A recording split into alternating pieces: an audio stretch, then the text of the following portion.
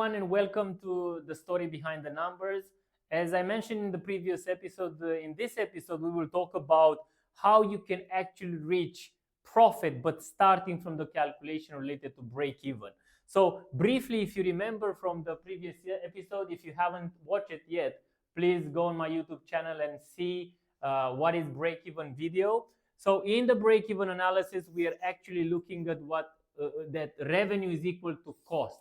So we try to cover through the sales to cover the actual cost that we have. And we mentioned that, in order to reach break even, we need to think of the calculation or the number of units that we need to sell. And we have this formula, which is fixed expenses over the price minus CV.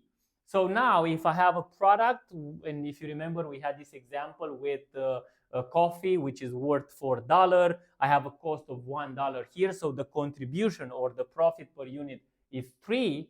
Now, if I'm looking at the value of the fixed expenses, I will get the quantity at break even. But guess what? Of course, every business needs to reach break even, but it's not enough. Any business, any company, any entrepreneur, right? Or entrepreneurial project wants to reach or to have profit. So now how can we translate from what we have here towards profit? So if revenue, in the break even, we have revenue equals cost, that's the break even. In the profit, we have revenue minus cost is equal to profit. So what does it mean from the calculation that we have in the break even? First of all, again, we have the quantity times price, which is related to revenue, quantity times price. Then we have two categories of cost.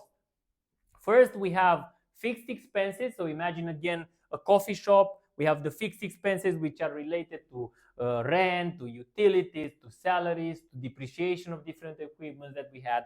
So on the other side, we have the variable expenses, the actual raw material.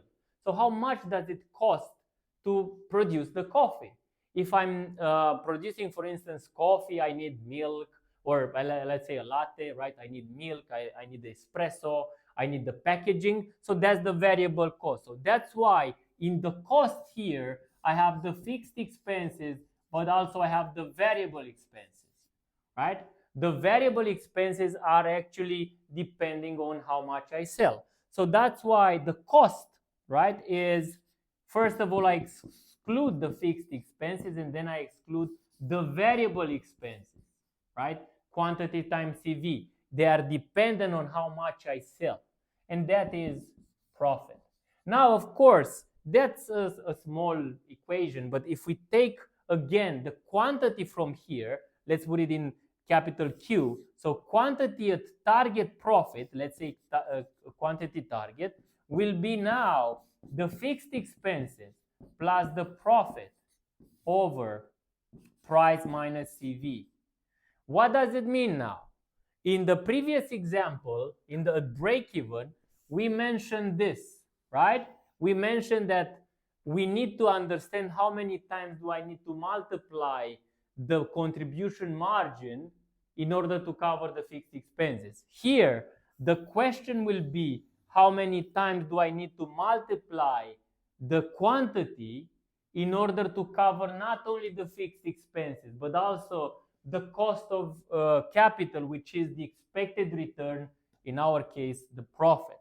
So if you remember last time we had this example, let's have another example here as well.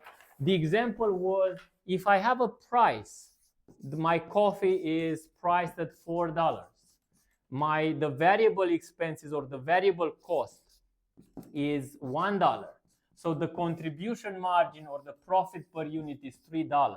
And the fixed expenses is $2,100.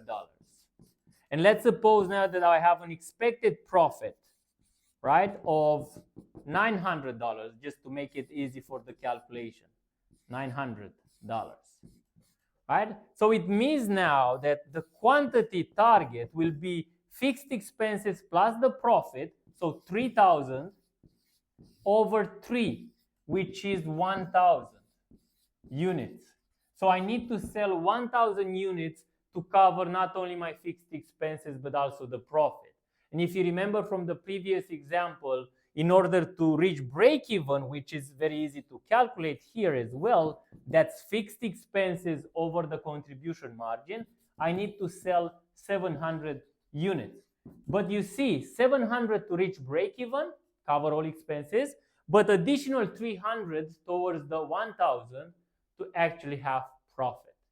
So I hope this is relevant for you, and you can integrate this type of calculation in whatever you're doing, and you can move on with understanding better the finance and seeing the story behind the numbers. Till next time, thank you very much and take care.